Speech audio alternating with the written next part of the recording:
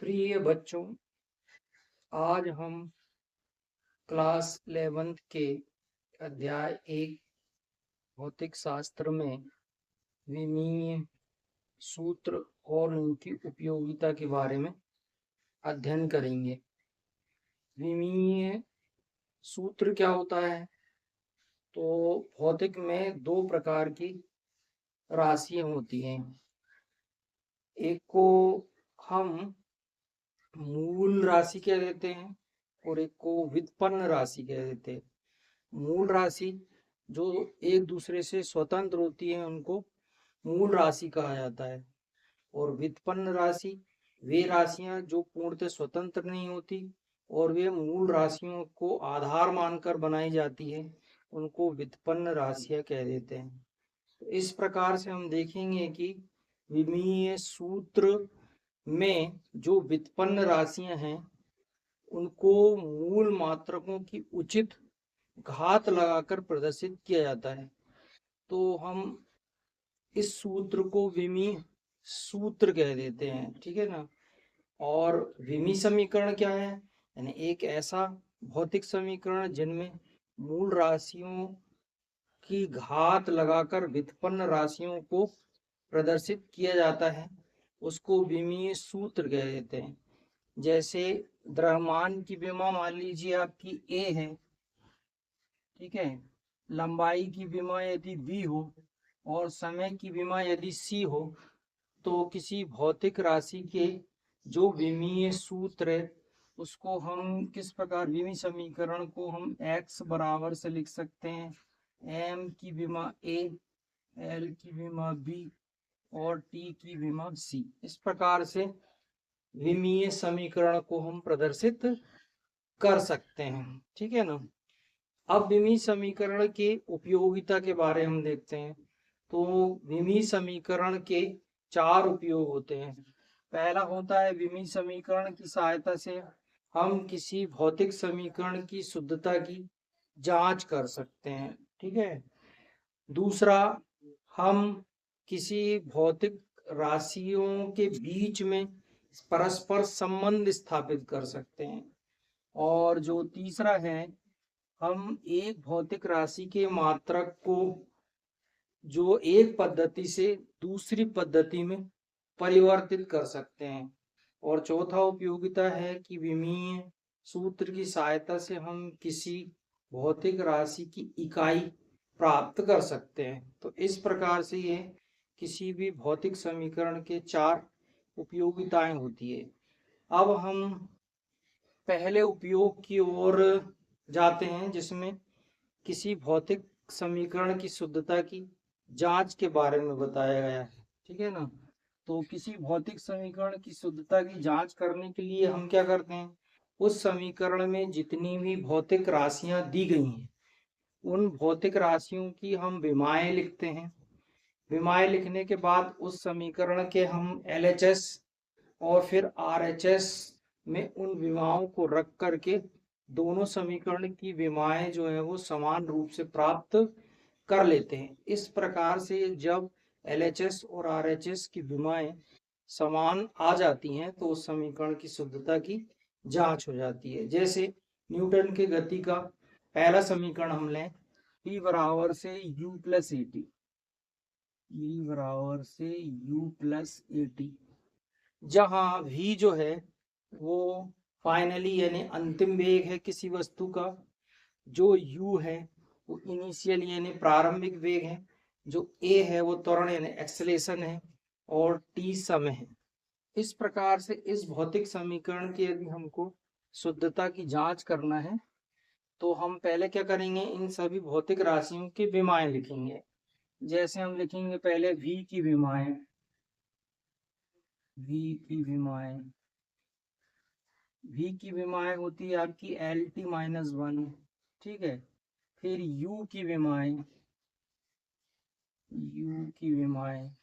ये भी वेग है प्रारंभिक, इसकी भी विमा वही LT-1 हो जाएगी। फिर a की विमाएं, a त्वरण है, a की विमाएं इसकी होती है LT-2, ठीक है। फिर t समय है, t की विमाएं टी की विमाएं हो जाएंगी आपकी कैपिटल टी हो जाएगी। अब हम इस समीकरण के LHS को कंसिडर करेंगे। LHS लेने पर तो LHS क्या है आपका V है। V की विमाएं क्या है आपकी LT-1 है। यहाँ आपका द्रव्यमान नहीं है तो हम क्या लिख देंगे M0 LT-1 लिख देंगे। इस प्रकार से ये हमारा समीकरण 1 आ जाएगा LHS लेने पर। फिर उसी प्रकार से हम क्या ले लेंगे आपका RHS ले लेंगे। RHS लेने पर अब RHS ले लेंगे तो RHS क्या है आपका U प्लस AT है। यहाँ U की विमा क्या है आपका LT-1 है। A की विमा क्या है आपका LT-2 है और T की विमा T है। इस प्रकार से हम देखेंगे LT-1 प्लस यहाँ भी है T की घात -2 है और T की घात 1 है तो वो LT-1 हो जाएगा। इन दोनों में M नहीं है तो क्या जाएगा आपका M0 LT-1 फिर प्लस M0 LT-1। ये समीकरण 2 हो जाएगा। आप देखोगे समीकरण 1 में जो LHS की विमा M0 LT-1 है और इसी प्रकार से जो समीकरण 2 है उसमें भी जो विमाएं हैं वो M0 LT-1 है। तो इस प्रकार से समीकरण 1 और 2 से हम लिख सकते हैं कि जो LHS की विमाएं है वो RHS की विमाओं के बराबर है। तो इस प्रकार से ये समीकरण की शुद्धता की जांच हो जाती है। यहाँ नीचे लिख देंगे हम समीकरण 1 व 2 से 1 व 2 से LHS की विमाएं बराबर से RHS की विमाएं। इस प्रकार से ये न्यूटन के गति के जो प्रथम समीकरण है उसकी शुद्धता की जांच हो जाती है। इसी प्रकार से एक अन्य और हम उदाहरण है न्यूटन के गति का जो दूसरा समीकरण है आपका ये है S is equal to ut plus 1/2 AT square. ये न्यूटन की गति का दूसरा समीकरण है। यहाँ S जो है वो आपका चली गई विस्थापन है आपका S, जो U है प्रारंभिक वेग है, T समय है और A त्वरण है। तो यहाँ पर आप देखोगे इसमें V नहीं है तो V की जगह हम क्या कर देंगे आपका S की विमाएं कर दो आप। S ये विस्थापन है तो विस्थापन जो है वो दूरी के लिए उपयोग में आएगा तो हम S की विमाएं L लिख देंगे। U की विमाएं LT-1 हो जाएगी। जो A है उसकी विमा LT-2 हो जाएगी और जो T है उसकी विमा T हो जाएगी। फिर पुनः हम वही समीकरण की शुद्धता की जांच करने के लिए LHS ले लेंगे। तो LHS क्या है आपका S है। S की विमाएं क्या हो गई आपकी L हो गई। अब आप इसमें देखोगे कि M नहीं है और T भी नहीं है तो M0 और LT0 हो जाएगा। इसको समीकरण 1 दे देंगे।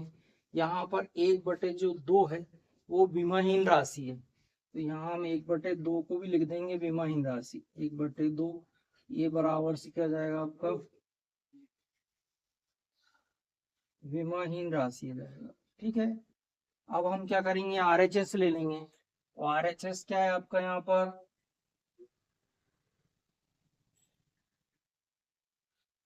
RHS है आपका ut प्लस 1/2 AT स्क्वायर। यहाँ U की विमाएं क्या हो गई आपकी LT-1 हो गई। T की विमा T हो गई 1/2 विमाहीन राशि है तो उसको छोड़ देंगे। A की विमा हो जाएगी आपकी LT-2 और T की विमा T है तो उसका वर्ग है। और यहाँ पर LT की घात ऋण 1 है और ये 1 है तो T की घात में 0 हो जाएगा। यहाँ भी हम देखें कि T की घात -2 है और यहाँ T स्क्वायर है तो कुल मिला के T की घात में 0 हो जाएगा आपका। दोनों में M नहीं है तो ये M0 हो जाएगा, LT0 हो जाएगा, फिर प्लस M0 LT0 हो जाएगा। इसको समीकरण हम 2 दे देंगे समीकरण 1 और 2 से। फिर आप देखोगे कि जो LHS की विमा है और RHS की विमा है वो समान है तो जो न्यूटन की गति का दूसरा समीकरण है S is equal to ut plus 1/2 AT square, इसकी शुद्धता की जांच हो जाएगी। यहाँ लिख देंगे हम समीकरण 1 व 2 से। समीकरण 1 व 2 से LHS की विमा बराबर से RHS की। तो ये न्यूटन की गति का जो दूसरा समीकरण है उसकी शुद्धता की जांच हो जाएगी। इसी प्रकार से हम देखें न्यूटन की गति का जो तीसरा समीकरण है हम उसकी भी शुद्धता की जांच कर सकते हैं। न्यूटन की गति का तीसरा समीकरण क्या है आपका, v² minus u² is equal to 2as। यहाँ पर भी आप देखोगे कि जो v है वो अंतिम वेग है, जो u है प्रारंभिक वेग है। इसमें दो विमाहीन राशि है और जो a है वो त्वरण है और s वही चली गई दूरी या विस्थापन है। s की विमाएं तो l हो गई, u की विमाएं जो है वो LT-1 हो जाएगी। जो v की विमाएं है वो भी LT-1 हो जाएगी, ये भी LT-1 हो जाएगी। a की विमा LT-2 हो गई, इसमें t नहीं है तो t को आप छोड़ दो, ये t को छोड़ दो और जो 2 है वो विमाहीन राशि हो जाएगी, ये 2 विमाहीन राशि। फिर शुद्धता की जांच करने के लिए हम LHS ले लेंगे। तो LHS क्या है आपका, यहाँ पर v² माइनस u² है, ये v² माइनस u², v ये हो जाएगा आपका LT-1, इसका स्क्वायर हो जाएगा आपका और माइनस u का भी हो जाएगा LT-1 और इसका स्क्वायर हो जाएगा। इसका स्क्वायर करोगे तो ये L² t की पावर में -2 हो जाएगा और यहाँ भी हम देखेंगे तो हो जाएगा L² t की पावर में -2 हो जाएगा। दोनों में m नहीं है तो हम क्या रख देंगे, m0 L² t-2 रख देंगे। इसी प्रकार से यहाँ भी m0 L² t-2 हो जाएगा। ये समीकरण 1 आ गया। फिर हम इस समीकरण का दूसरा पक्ष 2as को ले लेंगे RHS लेने पर। तो RHS क्या है आपका, ये 2as है, ये 2as हो गया। यहाँ आप देखोगे कि 2 जो है वो विमाहीन राशि है तो इसको हम छोड़ देंगे। a का जो विमाएं है वो LT-2 है, s लंबाई है, यहाँ l डबल बार है तो वो L² हो जाएगा, t-2 हो जाएगा। m इस दोनों में नहीं है तो m0 हो जाएगा, L² t-2 हो जाएगा। तो इस प्रकार से हम देखेंगे ये समीकरण को 2 प्राप्त हो जाएगा। अब समीकरण 1 और 2 से फिर वही LHS की विमा बराबर RHS की विमा जाएगी तो ये समीकरण की शुद्धता की जांच हो जाएगी, v² minus u² is equal to 2as। ये भी समीकरण की शुद्धता की जांच की सकती है। इसी प्रकार से यदि हम किसी सरल लोलक के आवर्त काल को यदि हम t से प्रदर्शित करें तो इसका सूत्र होता है t is equal to 2π√L/g होता है, जहाँ t उसका आवर्त काल हो जाएगा, जो L है उसकी प्रभावकारी लंबाई हो जाती है और जो g है वो गुरुत्वीय त्वरण हो जाता है। तो इस समीकरण के भी हम शुद्धता की जांच कर सकते हैं, ये इंपॉर्टेंट समीकरण है। t यहाँ पर क्या है आपका आवर्त काल या दोलन काल है, तो हम t की विमा यदि देखें तो t वहां पर आवर्त काल या दोलन काल है तो t की विमा t च जाएगी आपकी, ये t की विमा है t आ जाएगी इस प्रकार से, ठीक है। यहाँ पर आप देखोगे जो 2π है वो विमाहीन राशि है, जो l है ये प्रभावकारी लंबाई है तो उसकी विमाएं l आ जाएगी और जो g है वो गुरुत्वीय त्वरण है यहाँ पर तो उसकी विमा LT-2 हो जाएगी। यहाँ हम u की विमा को छोड़ देंगे इस प्रकार से। अब फिर वही है कि यदि समीकरण की शुद्धता की जांच करना है तो हम पहले LHS को कंसीडर कर लेंगे। तो यहाँ आप ले लो, LHS लेने पर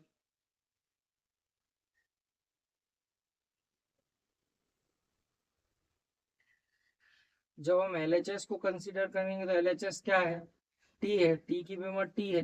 यहाँ पर आप देखोगे m भी नहीं है तो m0 हो जाएगा और जो l नहीं है वो भी 0 हो जाएगा और t हो जाएगा। इसको समीकरण हम 1 दे देंगे। फिर हम इसका दूसरा पक्ष RHS ले लेंगे। RHS क्या है आपका, 2π√L/g है, RHS है 2π√L/g है। यहाँ आप देखोगे 2π विमाहीन राशि है, उसको हम छोड़ देंगे।